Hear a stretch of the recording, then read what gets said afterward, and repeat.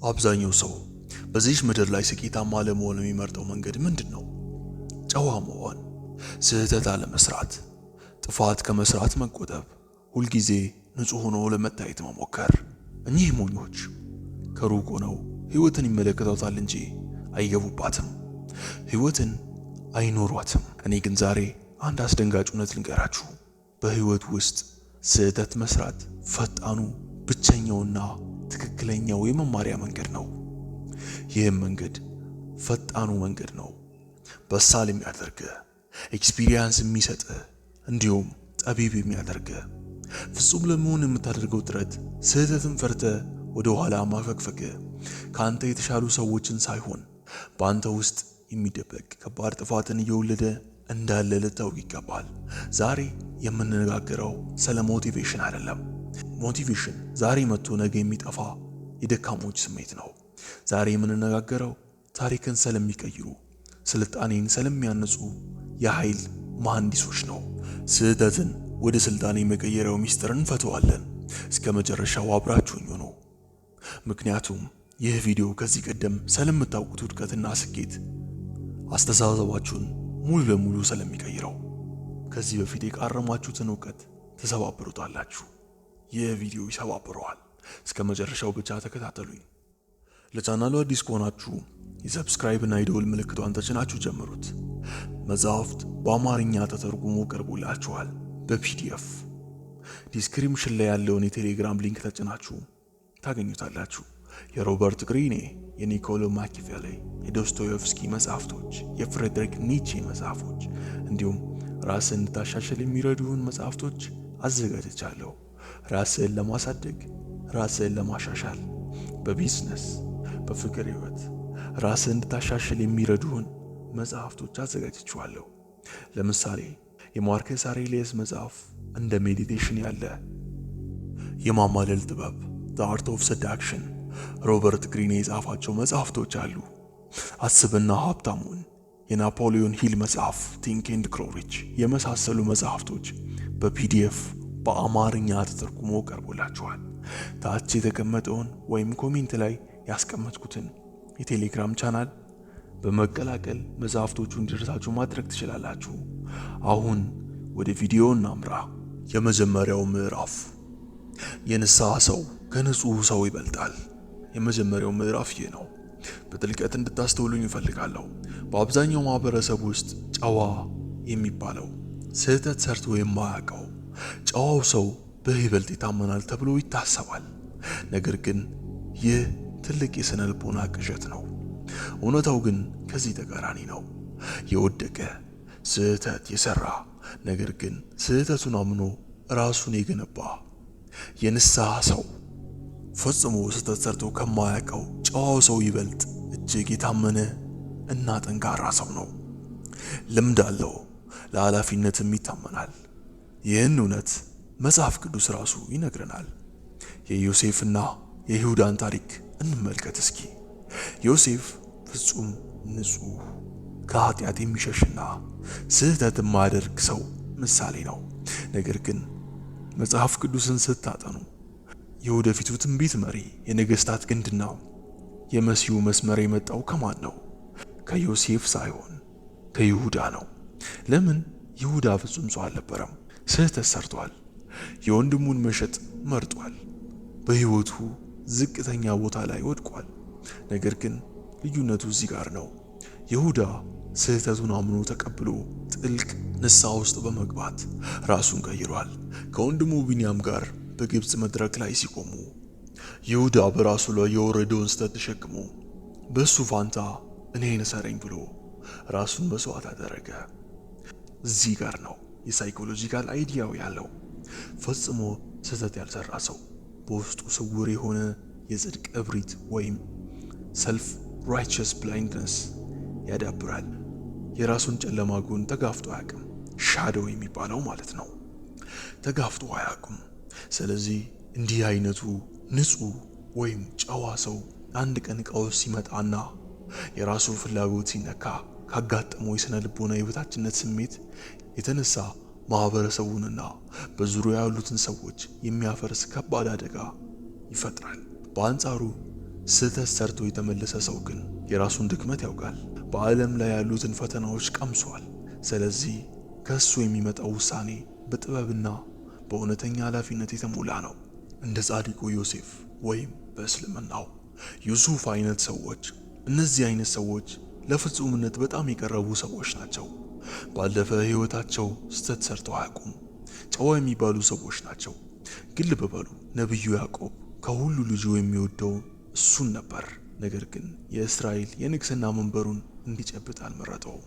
ነብዩ ያዕቆብ ይህን የተረዳ ይመስላል። አጥፍተው ከጥፋታቸው የተመለሱ ሰዎች ለኃላፊነት ብቁ ናቸው።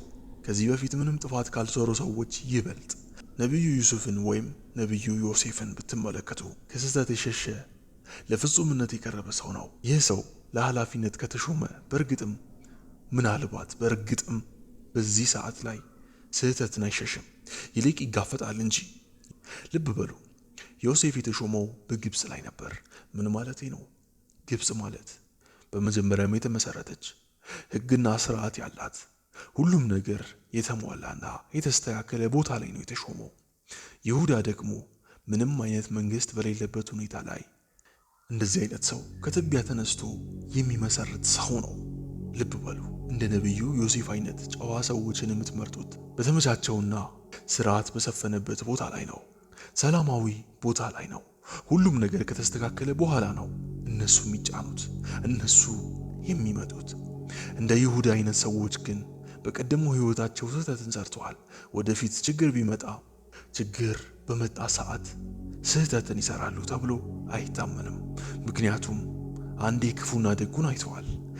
እንደ ዮሴፍ አይነት ጨዋ ሰዎች ግን ደጉን ብቻ አይተው ነው ክፉውን ሁሌ ይሸሹታል። እናም ክፋትን በማይሸሹበት ማምለጫ በሌለው ጊዜ እንደዚህ አይነት ሰዎች ከባድ ችግሩን ይሰራሉ፣ ከባድ ችግርን ይፈጥራሉ። አንድ አፈንጋጭ ምሳሌ ልስጣችሁ። አጎቴ ከባድ የጭነት መኪናዎችን ያከራያል። አንድ ቀን ወደ ቢሮ ሄጄ ሂሳብ እየሰራሁለት ነበር። እናም አንድ ሰው አጎቴ ጋር ሊቀጠር መጣ። ሲመስለኝ እነዚህ ሰዎች ቀድሞውኑ በስልክ አውርተው ነበር፣ ሰውየውና አጎቴ። ሰውየው መቶ ስለ ቀድሞ የሥራ ህይወቱ ለአጎቴ ይነግረዋል። እናም አጎቴ ሰማውና አንድ ያልተለመደ ጥያቄን አነሳ። እንዲህም አለው፣ ከዚህ በፊት መኪና አጋጭተህ ታውቃለህ አለው። ሰውየውም ኧረ በፍጹም አለ። እኔ ተጠንቅቄ ነው ምነዳው። ይህን 6 ዓመት በጥንቃቄ ስነዳ ነበር። በፍጹም አጋጭቼ አላውቅም አለ። አጎቴም ኮስተር ብሎ እንዲህ አለ፣ እንዴት ይህን ያህል ዓመት ሳታጋጭ አለው። እሱም በጣም እጠነቀቃለሁ ብሎ መለሰለት። ብዙ ቀባጠረ፣ ተጠንቅቆ እንደሚነዳ ለማሳመን። አጎቴ እደውልልሃለሁ ብሎ አሰናበተው። እናም ያ ሰውዬ ከወጣ በኋላ አጎቴ ምን አለ መሰላችሁ? አጋጭቼ አላውቅም ይለኛል እንዴ? እና በእኔ መኪና ነው ማጋጨትን የሚለምደው አለኝ። ገረመኝና ጠየቅኩት፣ እንዴት ይሄ ሰውዬ እኮ አላጋጨውም፣ ተጠንቅቄ እነዳለሁ አለ እኮ። ከዚህ በፊት ካላጋጨ እንዴት ያንተን መኪና ያጋጭብሃል አልኩት። እሱም ቀለል አድርጎ መለሰልኝ፣ እኔ ካንተ እድሜ በላይ መኪና አሽከርክሬያለሁ። አንዴ መኪና ካጋጨ እንደቻልክ ነው የሚቆጠረው። ድጋሚ ለማጋጨት አትችልም። ብታጋጭ እንኳን ያን ያህል ከባድ ጉዳት አታደርስም። ምክንያቱም አንዴ አይተሃል። ምን መሰለ፣ አሁን ለዚህ ሰውዬ መኪናዬን ብሰጠው እንደሚያጋጭብኝ አልጠራጠርም።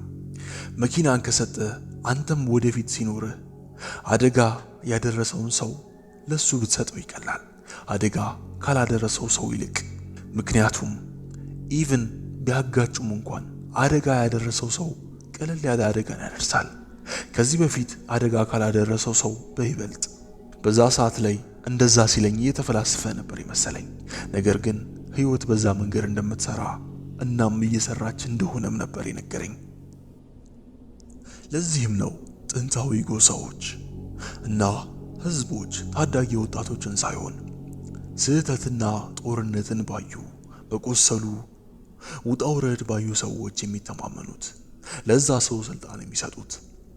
የሮማ ሪፐብሊክ በታሪክ ላይ የበላይነትን ያገኘችው በወጣቶች ስሜት ሳይሆን በሮማ ሴኔት አማካኝነት ነበር። እነዛ ሴኔቶች ደግሞ የህይወት ተመክሮ ያዩ ጎልማሳዎች ነበሩ። እነዚህ አዛውንቶች እያንዳንዱን የፖለቲካና የጦር ሜዳ ውድቀት የቀመሱ፣ ስህተት ሰርተው የተማሩ፣ በጥፋት የተገረፉ ሰዎች ነበሩ።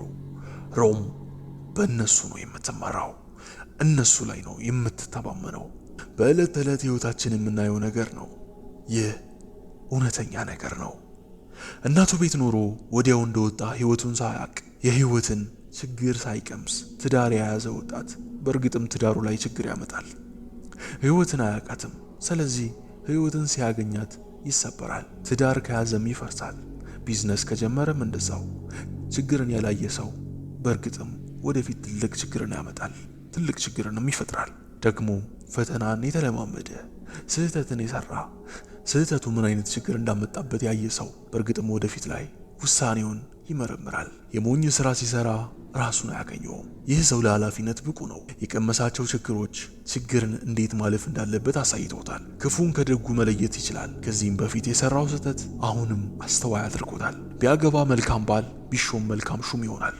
ሁልጊዜ ጨዋ ለመሆን መሞከር፣ ስህተትን ሽሽት መኖር የሰው ልጅ መሆንን መካድ እንደማለት ነው። ስህተትን አለመስራት ማለት አለመኖር እንደማለት ነው። ይህን አስምርበት። ሁለተኛው ምዕራፍ ስህተት ሰርቶ የማያውቀው መሪ ውድቀት። ይህ ሰው የሩሲያው የመጨረሻው ዛር ዳግማዊ ኒኮላስ ነው። ኒኮላስ ያደገው እጅግ በተጠበቀ በተደላደለና በእውነተኛው ዓለም በተገለለ ቤተ መንግስት ውስጥ ነበር። እጅግ በጣም ጨዋ፣ ሃይማኖተኛ፣ ለቤተሰቡ ታማኝ፣ ጨዋነትን የሚበዛው ሰው ነበር። አባቱ አሌክዛንደር ሶስተኛ ልጄ ገና ልጅ ነው በማለት ከፖለቲካው ከውሳኔው አሰጣጥና ከስህተት መማሪያው መድረኮች ሙሉ በሙሉ ሸሸገው። ኒኮላስ በወጣትነቱ አደጋን የመጋፈጥ ስህተትን የመስራትና የውሳኔን ፍጥጫዎችን የማየት እድል አልነበረው። ያደገው ፍጹም ንጹህ ወይም ጨዋ ሆኖ ነበር። ነገር ግን አባቱ ሳይደግስለት በድንገት ሲሞት ይሄ ምንም ስህተት የማያውቅና ልምድ የሌለው ወጣት የዓለማችን ትልቁን የሩሲያን ኢምፓየር እንዲመራ ኃላፊነት ተጫነበት። ኒኮላስ ስልጣኑን ሲረከብ አልጋው ላይ ሆኖ ያለቀሰውን እውነት ስሙት። እኔ መሪ ለመሆን አልተዘጋጀሁም፣ መሪ መሆንም አልፈልግም ነበር። መግዛት ምን ማለት እንደሆነ ምንም የማውቀው ነገር የለም ነበር ያለው። ውጤቱ ምን ሆነ ታዲያ? የሰው ልጅ ተፈጥሮን ስለማያውቅ፣ የሰዎችን ሳይኮሎጂ ስለማያውቅ፣ ስህተት ስላልሰራ እውነተኛው ቀውሶች ሲመጡ እንደ ሩሲያ ጃፓን ጦርነት፣ እንደ አንደኛው የዓለም ጦርነት ሲመጣ መሪው ሙሉ በሙሉ በድንጋጤ ፈዘዘ። በየዋህነትና በጨዋነት የተሞሉ ነገር ግን የአገሪቱን የሚያፈርሱ ውሳኔዎችን ወሰነ። የስህተት ሰርቶ አለማወቅና በቤተ መንግስት ውስጥ ተደላድሎ በማደጉ የ300 ዓመታት የሮማኖቭን ስርወ መንግስት ለውድቀት ዳረገ። እሱንም ሆነ ቤተሰቡን፣ መላ ሀገሪቱን ወደ ጨካኝ አብዮትና ደም መፋሰስ ውስጥ ከተተ። ማኪያቬሊ የሚነግረን እውነት እዚህ ላይ ነው። ለመሪነት የሚያስፈልገው መልካምነት ሳይሆን እውነታውን የማየት ብቃት ነው። ያ ብቃት ደግሞ የሚመጣው በቀደሙት ስህተቶች ውድቀቶች ውስጥ አልፎ ከተገነባ ስብዕና ብቻ ነው። ምዕራፍ 3 የሙከራና ስህተት ጥበብ The Art of Trial and Error። አሁን ደግሞ ወደ ዋነኛው ቁም ነገር እንምጣ። ስህተት መስራት ጥፋት አይደለም። በስህተት ውስጥ የሚኖር ጥፋተኝነት ወይም ጊልት የሚባል ስሜት አለ። እሱ ግን የሰነፎች ስሜት ነው። ትክክለኛው ጥፋተኝነት ስህተት መስራት ሳይሆን ከስህተት በኋላ አለመለወጥ ነው። ንስሐ ለመግባት እና አቅጣጫን አለመቀየር ነው። ስህተት ማለት ከእውነታው ዓለም ጋር የምታደርገው ግጭት ነው። እውነተኛው ዓለም ይህ መንገድ አይሰራም ብሎ የሚሰጥ መረጃ ወይም ዳታ ነው። ታዲያ መረጃን ስታገኝ ለምን ታዝናለህ? ለምን የጥፋተኝነት ስሜት ይሰማሃል? እዚህ ላይ ነው የሙከራና የስህተት ጥበብ ወይም The Art of Trial and Error የሚመጣው። ታላቁን የፈጠራ ሰው ቶማስ ኤዲሰንን ተመልከቱት እስኪ። አስቡት፣ አምፖልን ለመፍጠር በሺዎች የሚቆጠሩ ጊዜያትን ተሳስቷል። አንድ ጋዜጠኛ ቀርቦ 1000 ጊዜ መውደቅ ምን ይሰማሃል አለው። እንዲህ ብሎ ሲጠይቀው ኤዲሰን የሰጠው መልስ ታላቅ ጥበብን የያዘ መልስ ነበር። እኔ 1000 ጊዜ አልወድም። አምፖል ማለት በ1000 ደረጃ ውስጥ የሚያልፍ ፈጠራ መሆኑን አረጋገጥኩ እንጂ አለ። 1000 ጊዜ መሳሳቱ አምፖል የማይሰራበት 1000 መንገዶችን እንዲያውቅና እንዲረዳ ነበር ያስተማረው። ባይሳሳት ኖሮ አምፖል አይፈጠርም ነበር። እያንዳንዱ ስህተት የማይሰራውን መንገድ የማስወገጃ መንገድ ነው። ይህን አትርሳ። አሁኑኑ ንስሐ ግቡ። ንስሐ ማለት በሃይማኖታዊ ቋንቋ ብቻ ሳይሆን በስትራቴጂ ደረጃም እንደማለት ነው። ይህ ማለት አስተሳሰብን ሙሉ በሙሉ መቀየር፣ ስህተትን አይቶ አቅጣጫን ማስተካከል ማለት ነው። ስህተትን ሰርተሃል፣ ተቀበለው። ራስን እንደ ጥፋተኛ ትቁጠር። ይህ ዳታ ነው። ዳታውን ውሰድ። ስልትን ቀይርና እንደገና ወደፊት ገስግስ። እስክንድር፣ ታላቁ እስክንድር በጦር ሜዳ ስልቱ ሳይሰራ ሲቀር አያለቅስም ነበር። ወዲያውኑ ፈረሰኞቹን አዙሮ ሌላ ቦታ ይመታ ነበር። ምዕራፍ 4 የመጨረሻው ምዕራፍ ማስጠንቀቂያ። ነገር ግን እላችኋለሁ ስሙኝ፣ አሁን ያስተማርኳችሁ የስህተት ፍልስፍና ወሰን አለው። እውነታን እዚህ ላይ ማምጣት አለብን። አዎ ጠባሳ ከሺህ ምክር በላይ ያስተምራል። ነገር ግን ወደ ገደል ዘለህ በመግባት ገደል መኖሩን ለማረጋገጥ መሞከር የለብህም። ይሄ ትልቅ ሞኝነት ነው። ገደል እንዳለ ማወቅ ያለብህ ገደሉን በትኩረት በመመልከት እንጂ ውስጥ ገብተህ በመሰባበር አይደለም። አንዳንድ ስህተቶች መረጃ የመሰብሰቢያ መንገዶች አይደሉም፣ ሕይወትን ሙሉ በሙሉ የሚያጠፉ የገደል ጫፎች ናቸው። ገደል መግባት ምን እንደሚመስል ለማየት ገደል የገባውን ሰው ተመልከት እንጂ አንተ ወደ ገደሉ እንዳትዘል። ይህ ሞኝነት ነው። ፈጽሞ ልሰራቸው የማይገቡ ልትሞክራቸው የማይገቡ 5 የገደል ስህተቶች አሉ። እነዚህን በፍጹም አትቅረባቸው። አንደኛ፣ ደስታን ለመግዛት ጤናን አሳልፈህ አትስጥ። ጤናን ሳክሪፋይ አታድርግ። አስተውል። አንድ ሰውነት ነው ያለ፣ ተቀያሪ ሰውነት አይመጣም። ስለዚህ በዚህ ሰውነት ስህተት አትስራ። ደስታን ለማግኘት ብለህ ጤናን አትሰዋ። ይህን ስህተት አትስራ፣ ንስሐ በቀላሉ አይገኝምና። ሁለተኛ፣ በምንም ነገር ተገዢ ወይም ሱሰኛ አትሁን። ለአልኮል፣ ለእጽ ወይም ለባዕድ ምኞት የስነ ልቦና ሉዓላዊነትህን አሳልፈህ ከሰጠህ አንተ ከእንግዲህ የራስህ ጦር አዛዥ አይደለም። አንተ የራስህ ባሪያ ትሆናለህ። ሶስተኛ፣ ለአጭር ጊዜ ጥቅም ስትል የቃል ኪዳን እምነትህን አታፍርስ። በአንድ ወንድምህ ወይም በስትራቴጂያዊ አጋርህ ላይ የምታደርገው ክህደት ስምህንና ማንነትህን በታሪክ ፊት ያፈራርሰዋል። አንድ የፈረሰ መሰረት ደግሞ መልሰህ አትገነባው። ክህደት መስራት የሌለብህ ስህተት ናት፣ ምክንያቱም ልታርመውም ሆነ ልታስተባብለው አትችልምና። አራተኛ፣ ልታጣው የምትችለውን ካፒታል ሀብት ለቁማር አታውል።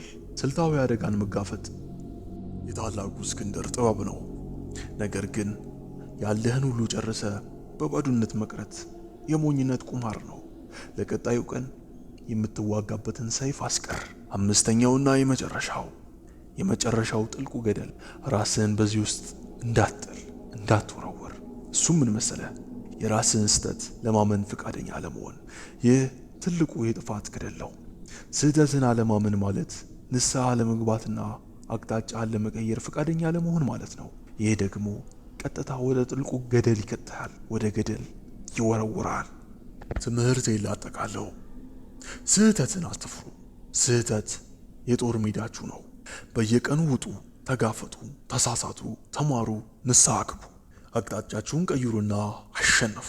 መሬትን ውረሷት። ጨዋ መስሎ በመቀመጥ ሕይወታችሁን አታባክኑ። ይህንን እውነት በአይምሯችሁ ካኖራችሁ እመኑኝ ከዚህ በፊት እንደነበራችሁ ተመሳሳይ ሰው አትሆኑ። አዘጋጅና አቅራቢ ታናሹ እስክንድር ነበርኩ። ይህ ሀበሻ ሐስል፣ ምንጊዜም እውነትና ምክንያታዊነት። ቻናሉን ሰፖርት ማድረግ የምትፈልጉ ካላችሁ ሱፐሮችና ጊፍቶችን መላክ ትችላላችሁ። እንዲሁም መጽሐፍቶችን በአማርኛ መውሰድ የምትፈልጉ ከሆነ ታች የተቀመጠውን የቴሌግራም ቻናል ጆይን ይበሉ እና መጽሐፍቶችን ታገኛላችሁ። ለቻናሉ አዲስ ከሆናችሁ የሰብስክራይብና የደወል ምልክቷን ተጫኗት። እንዲሁም ላይክ ማድረጋችሁን እርግጠኛ ሁኑ። ኮሜንት ላይ የፈለጋችሁትን ነገር አስቀምጡልኝ፣ አነበዋለሁ። ቀጣይም ቪዲዮ መሰራላችሁ ይሆናል። ሐሳባችሁን ኮሜንት ላይ አስቀምጡልኝ። አመሰግናለሁ።